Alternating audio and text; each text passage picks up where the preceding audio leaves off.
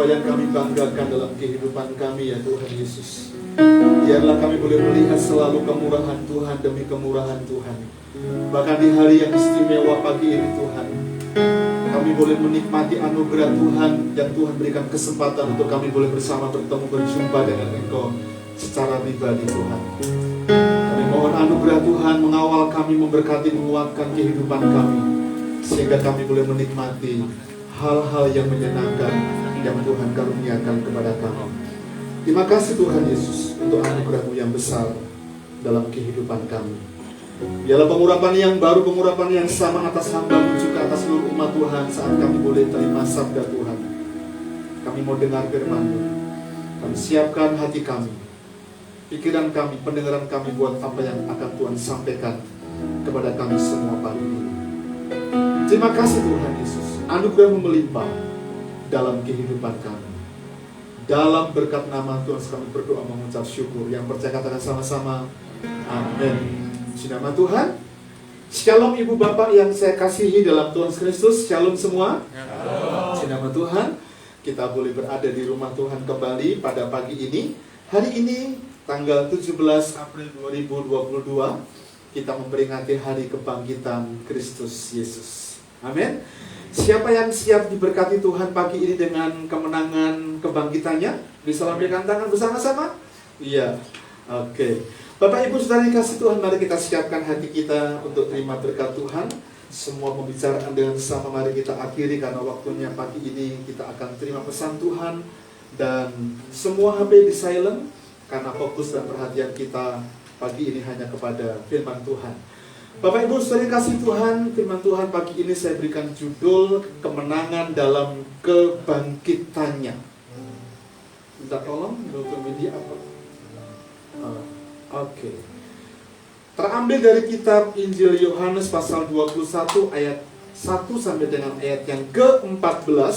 Saya akan mengajak Bapak Ibu Saudara membaca dari perikop ini, dan kita akan menemukan beberapa kebenaran yang akan menolong kita yang memang hari-hari ini sedang banyak orang mengalaminya. Tapi oleh karena kita percaya kepada Kristus, maka kuasa kebangkitan itu akan memampukan kita untuk melihat kemenangan yang Tuhan anugerahkan dalam kehidupan kita. Amin. Demikian firman Tuhan. Kemudian Yesus menampakkan diri lagi kepada murid-muridnya di pantai Danau Tiberias. Dan ia menampakkan diri sebagai berikut.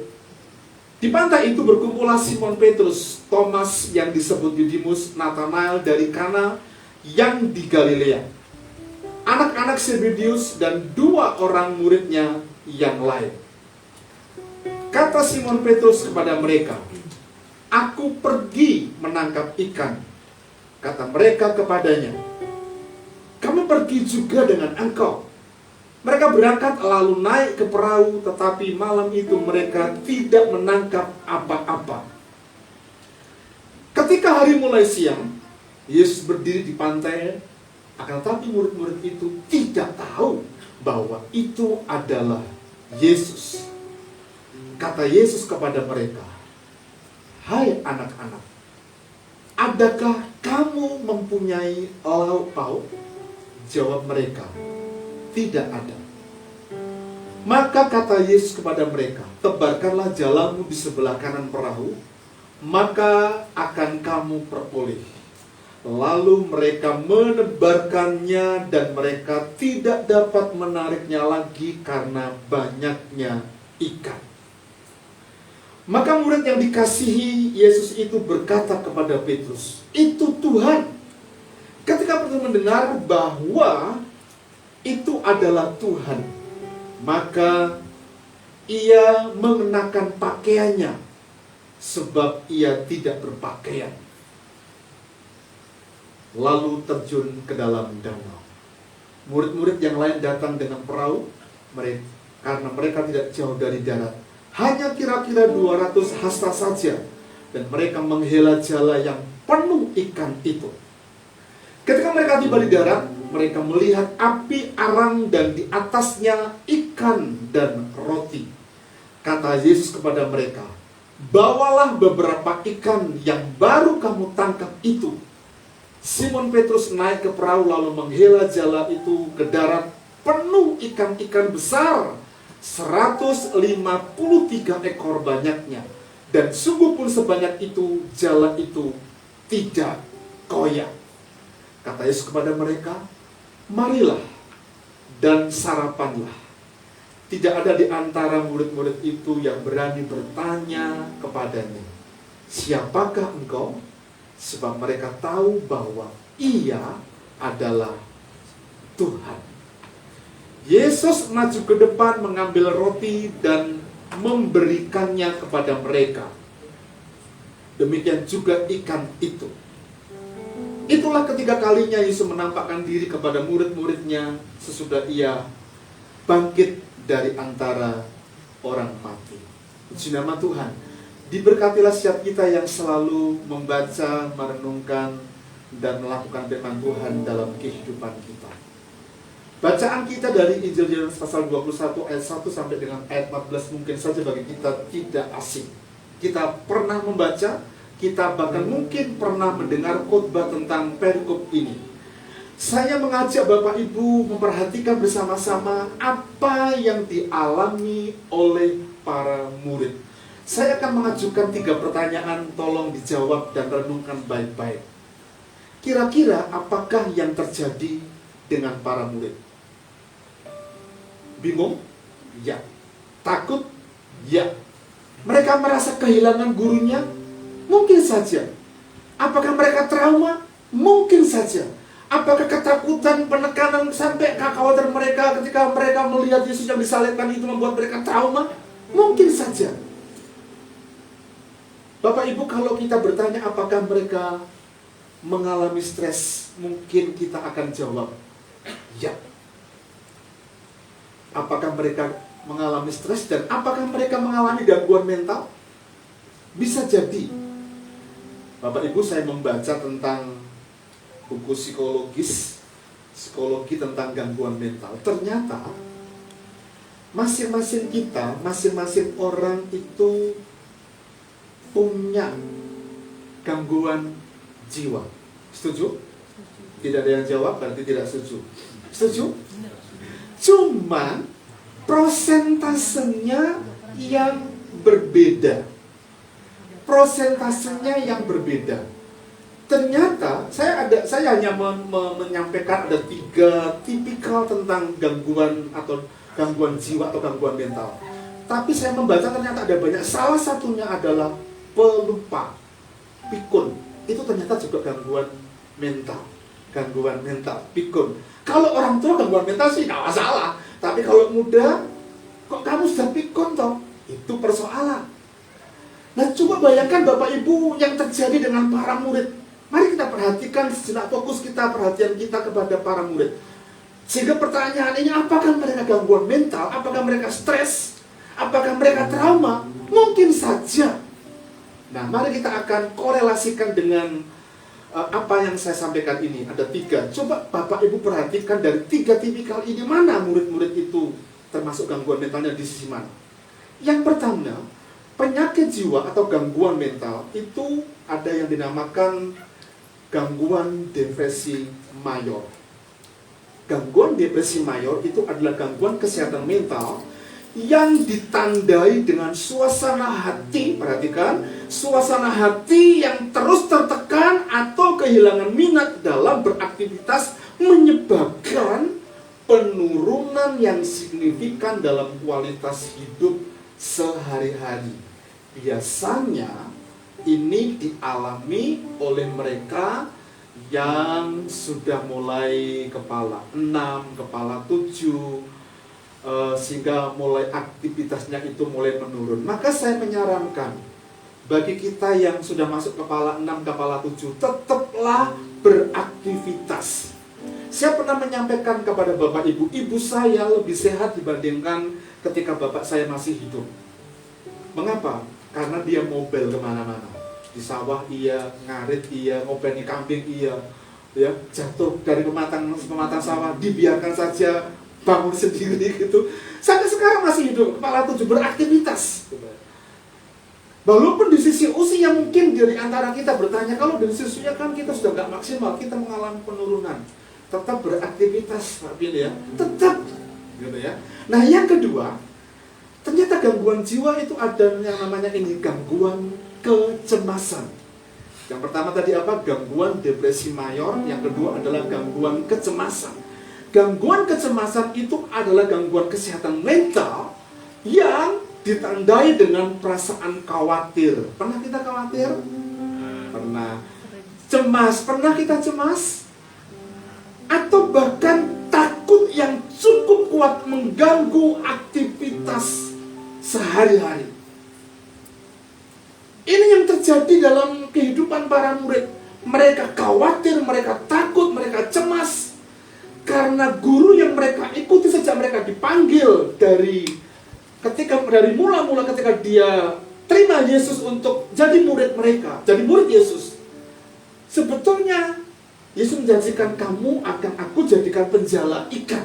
Itu adalah janji Yesus. Tapi ternyata Yesus disalibkan, hukuman paling terkutuk, hukuman paling untuk orang berdosa, dan membuat iman mereka tergoncang, mereka trauma. Dan itu yang terjadi yang menyebabkan mereka kembali kepada pekerjaan mereka.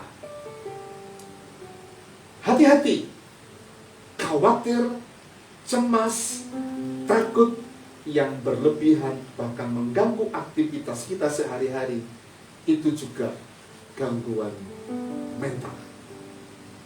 Diputus pacar mungkin takut sebentar saja, nangisnya paling 1, 2, 3 hari, besok berdoa lagi gitu ya. Berdoa lagi, minta supaya Tuhan temukan dengan pasangan yang sejodoh bagi kita gitu. Nah yang ketiga, gangguan jiwa itu ada yang nama ini, gangguan bipolar. Suatu gangguan yang berhubungan dengan perubahan suasana hati, mulai dari posisi terendah atau depresi tertekan sampai ke tingkat tinggi. Biasanya kalau orang sudah jabatannya tinggi, kemudian tiba-tiba di PHK, ya, kemudian itu yang namanya gangguan bipolar. Dan saya membaca ternyata ketika pandemi 1 dan 2 di daerah Jawa Barat, itu ada orang-orang yang kena sarnoedi, sarapikenoedalidadi. Banyak orang gila di sana karena pandemi itu. Mengapa demikian? Karena mungkin saja suasana hati enak, nyaman, karena kita bisa beraktivitas apa saja, dan ternyata membuat mereka harus berjuang, mereka harus bergumul, mereka harus sedemikian supaya mereka mendapatkan keuangan yang cukup, yang signifikan untuk menghidupi rumah tangga, menghidupi anak-anak mereka. Dan mereka tidak mendapatkan itu, dan mereka sulit sekali, ditambah lagi dengan berbagai hal pergumulan.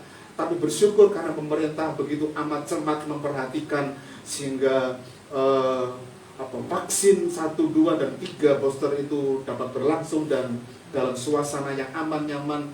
Dan pemerintah menggariskan itu. Itu bagian dari proses bagaimana kita ditolong. Nah, Bapak Ibu Saudara yang dikasihi Tuhan, kecemasan, ketakutan yang dialami oleh tiap orang, dialami oleh tiap manusia, bahkan kita mungkin pernah mengalami. Karena memang tiap hari kita harus berjuang, kita harus bergumul dengan kondisi keadaan kita. Dan kita sebagai orang percaya yang punya Kristus Yesus dalam kehidupan kita, kita nggak boleh kalah dengan kondisi yang mengharuskan kita berjuang demikian rupa. Kalau tidak, kita nggak akan pernah mengalami apa yang namanya survive, bahkan bertahan dalam menikmati berkat Tuhan dalam kehidupan kita. Saya pernah memperhatikan sebuah stiker, ya, sebelum ada Gojek, Gokar, atau GNH dan sebagainya, FitX gitu ya. Bacanya bagaimana ini? FitX ya. Ini sudah lama gitu. Dan di stikernya itu ada yang ngomong begini di stikernya. Every day is a race day. Tiap hari saya berlomba. Tiap hari saya berlomba. Dan ini merupakan tekad bagi jasa kirim yang namanya FitX ini. Mereka betul-betul berjuang karena memang tiap hari kita diperhadapkan, dan ini yang saya sebut sebagai tadi itu kenyataan hidup, sebuah perjuangan yang tidak mudah yang perlu kita perjuangkan sedemikian rupa. Cuma bayangkan kalau kita tidak ada perjuangan, maka kita nggak akan pernah mengalami surga dan berkati Tuhan. Sekolah ya begitu saja, kuliah ya begitu saja, nggak pernah ada perjuangan. Kita nggak akan pernah mengalami apa yang namanya berkat Tuhan. Saya yakin dari antara kita yang hari-hari bergumul untuk kuliah, bahkan masuk di penghujung kuliah kita, masa skripsi, ya.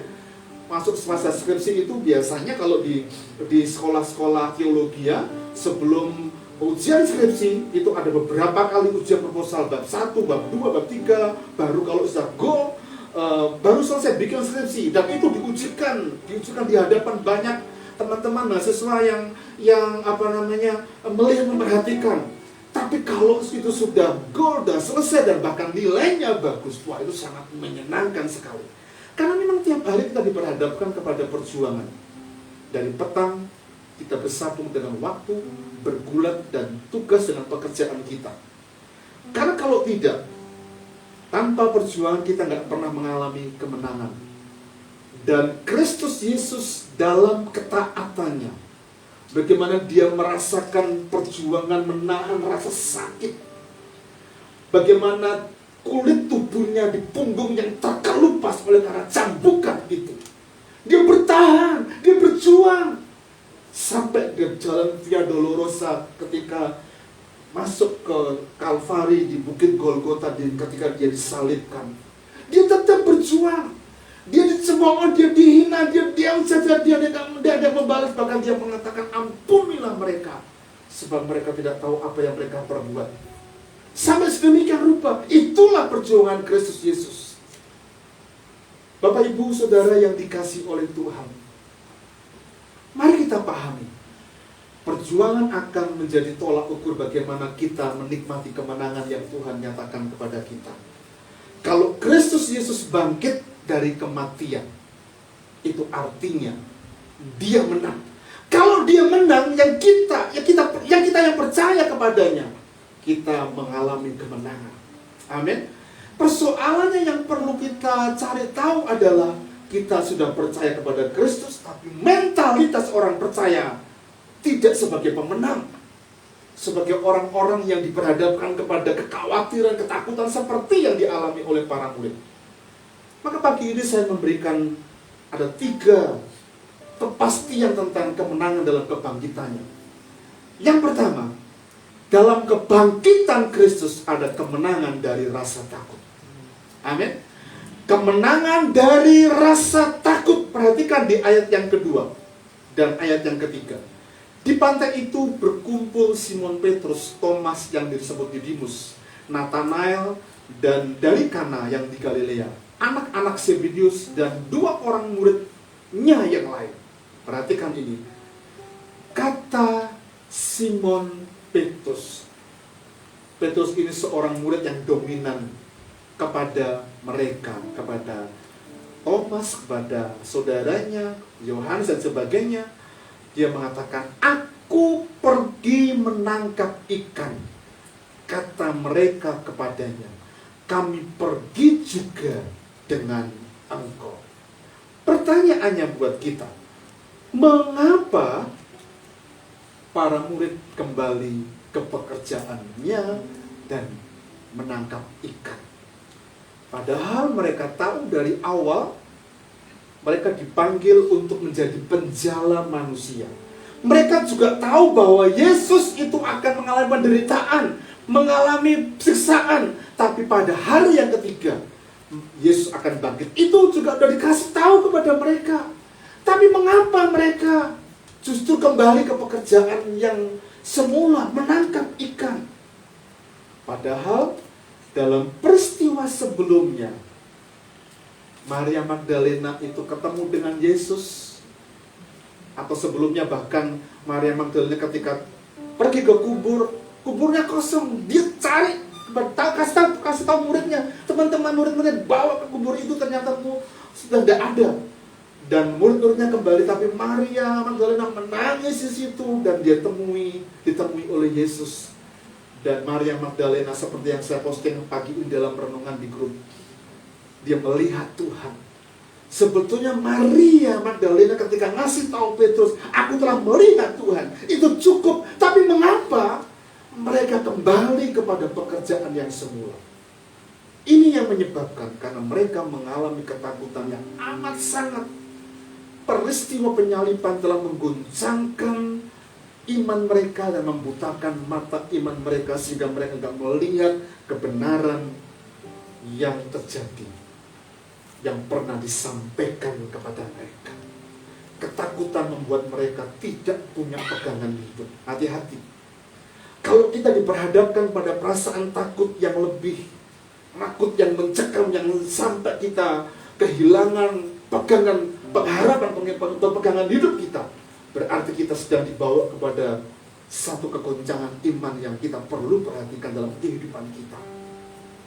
Bapak, Ibu, Saudara yang dikasihi Tuhan, ingat, orang percaya itu adalah target untuk dijatuhkan oleh iblis.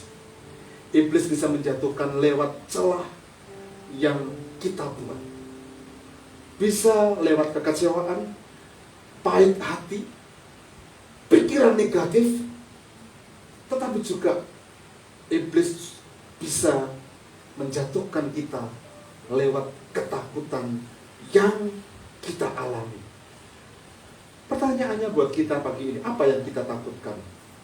Apa yang seringkali ditakutkan banyak orang? Mungkin hal ini mewakili tentang masa depan, bisa jadi. Kita nggak tahu masa depan, tapi kalau kita percaya kepada Kristus, Dia bangkit dari kematian, ada hari esok yang Tuhan kerjakan dalam kehidupan kita. Amin. Kalau kita nggak menyimpang ke kanan ke kiri, tapi kita melempeng ikut Kristus, sampai hari ini, kalau boleh saya perhatikan, ketika 93 saya masuk ke kota Semarang tanpa orang tua, hari ini saya bisa punya keluarga, punya rumah, punya semua itu karena pemeliharaan Tuhan. Sebelumnya tidak pernah memikirkan punya istri orang Semarang. Iya, orang desa, ya, kurus, hitam, gitu. Ya, teman-teman yang lama, Pak Budi, Pak Pur mungkin tahu saya begitu ya. Tapi nggak pernah yang namanya takut dengan masa depan. Bahkan saya punya planning, ya. Tahun 2000 itu persis saya usia 25 tahun. Saya berpikir tahun 2000 harus punya istri, menikah. Tapi istri mana belum punya gandengan. Karena memang saya komitmen di sekolah Alkitab saya nggak mau pacaran. Ya. Apakah ada yang dekat? Mungkin saja ada, tapi saya nggak mau putuskan karena saya dipesan jangan bikin malu saya pacaran dan dikeluarkan, sehingga saya nggak berani pacaran karena takut membalikan ongkos beasiswa. Nah, nggak pernah berpikir. Tapi saya punya keluarga dari orang yang Tuhan kasih. Karena itu Bapak Ibu Saudara yang dikasih Tuhan, anak-anak muda, jangan pernah takut dengan masa depan. Kita berpikir mungkin kalau kita sudah kuliah tinggi-tinggi, apa sih pekerjaannya? Takut tentang pekerjaan. Bapak Ibu, kalau kita lempeng, saya katakan, tidak menyimpang kanan dan ke kiri, ketika kita bekerja, ketika kita kuliah, berprestasi, kita sebelum lulus sudah dicari orang. Ya, setuju ya Tani? Kita nggak lulus saja, kita nggak lulus. Kita belum lulus saja, kita pasti akan dicari orang karena apa? Berprestasi. Artinya jangan takut tentang pekerjaan. Bahkan di dunia pekerjaan yang mungkin saja nggak seperti dunia yang kebanyakan kita tahu di dunia rohani. Karena ada banyak kesempatan yang harusnya kita melaju prestasi, tapi ada teman-teman kita yang dengan sengaja jegal kita, tusuk dari belakang, dan sebagainya. Dalam hal ekonomi yang sering ditakutkan. Bacaan kita pagi ini tadi sebetulnya kan yang ditakutkan, mengapa mereka kembali ke pekerjaan mereka? Ya lauk pauk, ekonomi. Justru kan tanya kepada mereka, anak-anak, kamu punya lauk pauk nggak? Nanti nggak ada sama sekali. Itu artinya apa? Dia bergumul. Dia takut dengan hal itu. Ekonomi bisa jadi membuat orang jadi takut. Bahkan bagi kita yang hari-hari ini sedang bergumul, takut dengan apa? Pasangan hidup. Hai anak-anak muda, berdoalah dengan sungguh-sungguh karena pasangan hidup itu sudah siapkan bagi kita. Yang terbaik pasti untuk kita. Amin? Gak ada yang amin berarti. Gak ada yang setuju dengan saya. Amin? Anak-anak muda jangan takut tentang pasangan hidup. Pasti yang terbaik. Yang terbaik itu bukan berarti menurut ideal kita. Ideal kita mungkin seperti idealnya Koko Andri, bodinya langsing, wes. Tapi yang datang bodinya langsung. Enggak juga. Enggak selalu begitu. Yang tinggi besar putih gitu kalau cewek. Yang seperti Ronaldo atau siapa itu. Sudah ganteng, kaya lagi. Oh itu keinginan banyak wanita gitu ya. Betul ya? Tapi jangan takut, belum tentu idealis kita itu seperti itu. Ya, belum tentu. Ya. Karena itu jangan takut dengan pasangan hidup. Saya belum cerita ya, saya ini untuk sebagai kesaksian. Istri saya yang sekarang jadi istri saya itu, mungkin kita pernah mendengar cerita ini. Sebelum dia ketemu dengan saya, dia sempat bicara dengan Tuhan. Dia nggak mau menikah karena pernah disakiti, tapi dia juga ternyata diam-diam punya pokok doa, kriteria. Orang Jawa, tinggi, kurus, loh kok saya semua itu. Tapi yang belakang ini loh, yang belakang, anak Tuhan yang takut akan Tuhan. Itu idealis gak? Itu enggak, waktu itu saya putih. Ya. Tinggi, kurus. Ya. Kalau waktu itu masih muda, mungkin Reki masuk itu, tinggi, kurus gitu ya, pemain basket lagi gitu. Ya. Tapi itu yang terjadi. Ketika ketemu saya, sebelum ketemu saya itu dia didoakan oleh seorang hamba Tuhan wanita. Wes tadi menyerahlah. Sehingga pokok doanya yang terakhir itu diganti, siapa saja hamba Tuhan boleh juga. Datanglah saya. Maka mindsetnya berubah. Waktu itu saya masih punya pacar loh. Iya. Tapi karena saya nggak pernah main-main dalam hubungan. Kalau saya kenal dengan seseorang, saya selalu mendoakan dengan sungguh-sungguh. Sehingga dengan pacar saya dulu ketika saya berdoa, minta dikenalkan, ternyata saya ditolak halus. Iya, ditolak halus, wong. Dia ngomong begini, Mas Yeri, kalau nanti kamu sudah menikah dengan dia, dengan anak saya, gajimu sekian ya, pendidikanmu sekian, kamu harus punya rumah. Bu, kita kok ibu menolak halus gitu ya. Saya pergi, jauhi dia, tapi saya ngomong, ketemulah dengan dia, istri saya sekarang. Saya sampaikan, dan hari itu saya putuskan dengan pacar saya, nangis geru-geru dia. Nangis geru-geru, dan itu yang terjadi. Karena itu jangan lupa, libatkan Tuhan. Kriteria boleh, idealis boleh, tapi belum tentu idealis kita sama dengan Tuhan. Tanya Tuhan dengan sungguh-sungguh. Ya, kalau orang lain takut, kalau ada banyak orang takut, mari kita belajar bahwa ketakutan harus kita singkir, karena takutan itu adalah cara iblis untuk menjatuhkan kita sehingga rencananya tidak digenapi dalam kehidupan kita. Yang kedua, kebangkitan Kristus tidak hanya memberikan kemenangan rasa takut, tapi kebangkitan Kristus memberikan kemenangan dari tekanan atau kesesakan. Mari perhatikan di ayat yang ketiga tadi, saya kasih warna merah dalam terjemahan firman Allah yang hidup. Mereka berangkat lalu menaik ke perahu, tetapi malam itu mereka tidak menangkap apa-apa. Ini tekanan bagi kami para pemancing. Ketika pulang bonjus, it's okay, tidak masalah. Besok mancing lagi yang lebih dalam supaya apa? Dapat ikan. Tapi pengalaman para murid, mereka bukan nelayan biasa, mereka bukan nelayan yang kena angin kemudian mabuk, enggak. Kalau saya kena angin, mabuk. Pak Danan juga begitu, beda dengan Pak Budi. Mau angin apa saja, tetap teger gitu, kuat karena biasa di laut. Nah mungkin biasa seperti itulah yang dihadapi oleh para murid. Mereka bukan nelayan biasa, mereka tangguh. Tapi mengapa mereka enggak menangkap ikan satu ekor pun semalam-malam? Dalam firman Allah yang hidup sepanjang malam, kami tidak menangkap apa-apa. Mungkin di sisi ini dilihat oleh teman yang, di sana mungkin banyak ikan, karena pengalaman dilihat ada pemantau dari atas, jatuhkan jalan, gak dapat sebelah sana sepanjang malam dari pagi sampai malam, gak dapat apa-apa. Bapak Ibu, itu sebabnya yang membuat mereka tertekan. Mereka gak punya lauk pauk, mereka cari lauk pauk, tidak dapat. Ini yang mendapat. Ini yang sebetulnya tekanan. Tekanan dan kesesakan terberat dalam kehidupan kita ketika berharap sesuatu tetapi tidak mendapatkan. Kalau anak-anak muda, mungkin cintanya itu bertepuk sebelah tangan. Sudah ngebet, aku sayang kepada kamu. Atau kita berteman saja ya. Oh, rasanya enak loh di sini. Dan itu tekanan, itu kesesakan. Dan itu yang dialami oleh para murid. Lauk diinginkan, mencari tapi nggak dapat.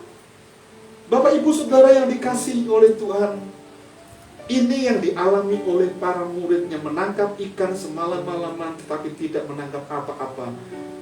Dan kalau kita perhatikan, mereka mencoba meninggalkan panggilan menjadi seorang murid dan kembali kepada pekerjaan lama. Ini sebuah tekanan yang memang telah membuat mereka, saya katakan tadi, mereka mengalami gangguan mental. Mungkin yang kedua lah, gangguan kecemasan yang amat sangat, trauma. Bapak Ibu, kita perlu perhatikan baik-baik. Ingat, seorang yang telah dipanggil khusus untuk melayaninya, jangan coba-coba untuk keluar dan lari dari panggilannya. Bandingkan dalam kisah Yunus. Ini dalam kisah Yunus, dia disuruh ke Niniwe tapi dia pergi ke Tarsis, akhirnya dihukum oleh Tuhan. Ada banyak cerita teman-teman saya, mengapa kok kamu baru masuk sekolah Alkitab usia begini? Karena saya nggak mau jadi pendeta, Pak. Nah, padahal Tuhan sudah tentukan begitu. Iya, maka diizinkan Tuhan, sakit saya, Pak. Dan itu yang dialaminya. Bapak Ibu, jangan pernah tinggalkan panggilan kita menjadi orang percaya dan kembali kepada keyakinan lain.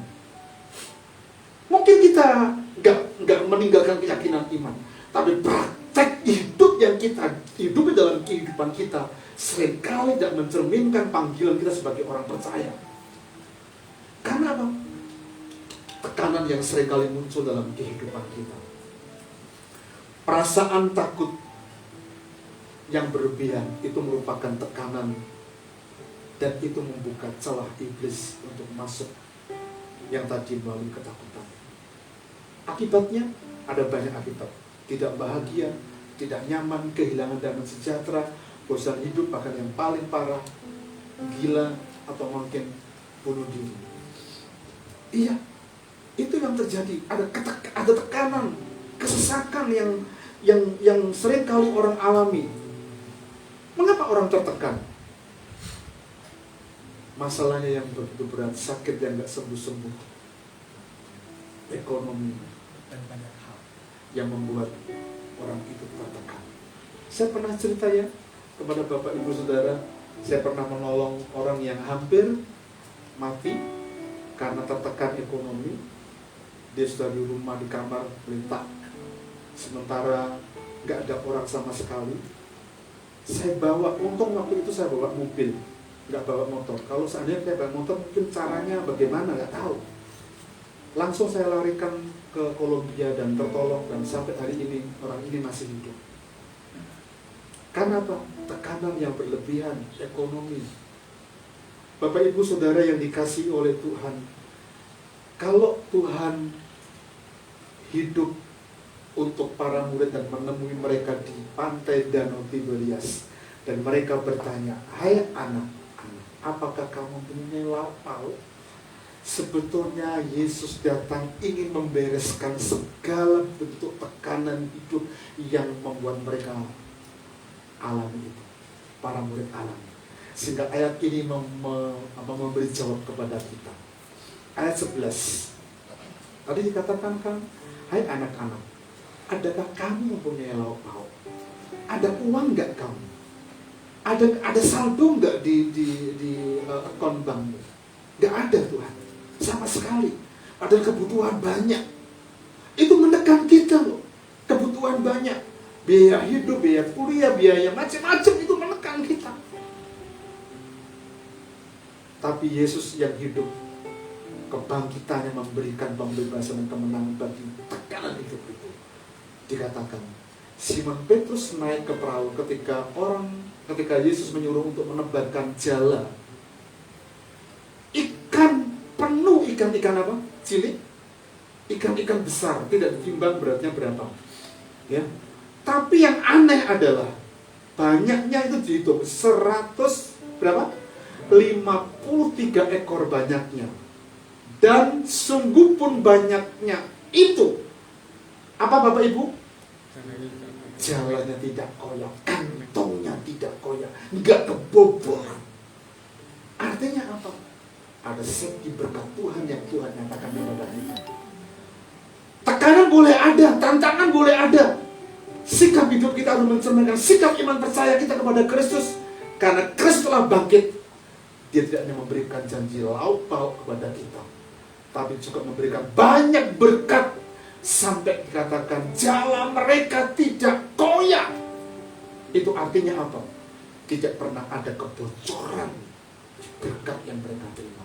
Selalu ada, selalu ada, selalu ada. Itu bicara tentang jala itu menurut tidak koyak. Percaya kepada kebangkitan Kristus. Yang ketiga, murid-murid kita semua harus belajar ini. Kebangkitan Kristus memberikan kemenangan dari kebingungan. Sepele ya. Siapa yang pernah bingung?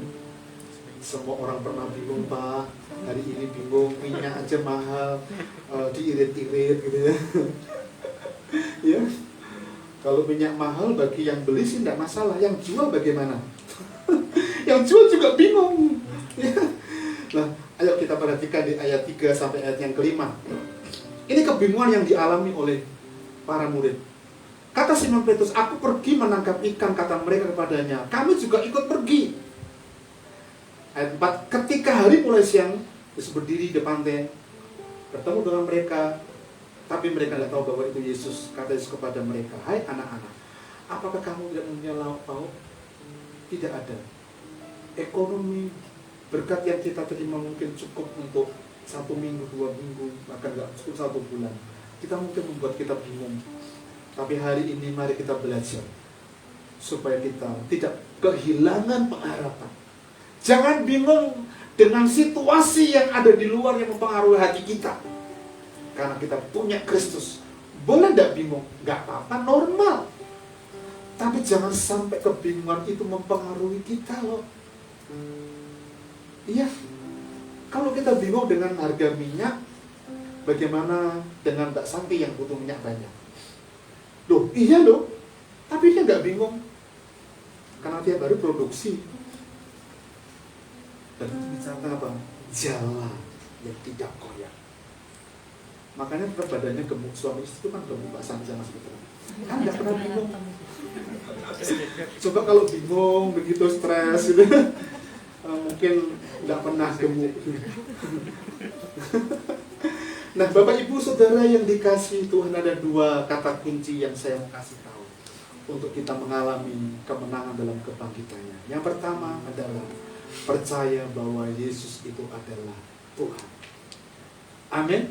Dan juru selamat kita. Itu Tuhan, kata Yohanes. Petrus pakai baju dan nyebur, memberi respek kepada Kristus Yesus. Percaya kepada Yesus adalah Tuhan, maka kita akan mengalami kemenangan dari ketakutan, dari tekanan hidup, dari kebingungan apapun yang kita alami dalam kehidupan kita. Yang kedua, simple. Percaya dan lakukan perkataan Yesus. Tebarkanlah jalamu di sebelah kanan perahu. Mengapa kok ada di sebelah kiri? Tuhan, aku ini bukan nelayan yang biasa, nelayan yang kena angin mabung. Enggak, aku tangguh, aku cakep, aku bisa. Dan mana buktinya semalam-malam yang kamu mau dapat? Kok kenapa kok di sebelah kiri Tuhan? Kenapa kok harus sebelah kanan? Itu sebetulnya perkataan yang perlu diikuti. Mengapa harus sebelah kanan? Ketaatan keselamatan mutlak. Tebarkanlah jalan. Lalu mereka menebarkannya dan mereka tidak dapat menariknya lagi karena banyaknya. Kalau kami mancing, ya, dan yang gondol itu sampai balasannya itu melengkung ke bawah, itu berarti ikan besar atau kecantol. Ya. Tapi ketika seneng gitu ya, pengalaman Natal kemarin kami ajak dapat GT. Dan berapa kamu timbang kemarin? 3 kilo. Bawa pulang, kena COVID, satu rumah, nggak boleh keluar, ikannya dimakan tiap hari. Loh iya loh. Tapi senang banget. Bayangkan Petrus dan teman-temannya menarik jala itu dan mereka nggak kuat. Dan itu bisa tentang berkat Tuhan. Ketika apa? Ketika mereka percaya dan melakukannya. Tebarkan jalan. Dalam bentuk ketaatan yang kita hidupi dalam kehidupan kita. Macam-macam. Tapi jangan lupa perkataan Yesus. Lakukan, percaya, dan perkataan Yesus itu akan menjadi bagian dalam kehidupan kita. Amin. Karena itu kebangkitannya kita perlu percaya karena membebaskan rasa takut. Membebaskan kita dari segala macam tekanan dan kebingungan dalam kehidupan kita. Percaya bahwa Yesus itu adalah Tuhan dan Juru Selamat kita. Amin. Tuhan berkati kita semua.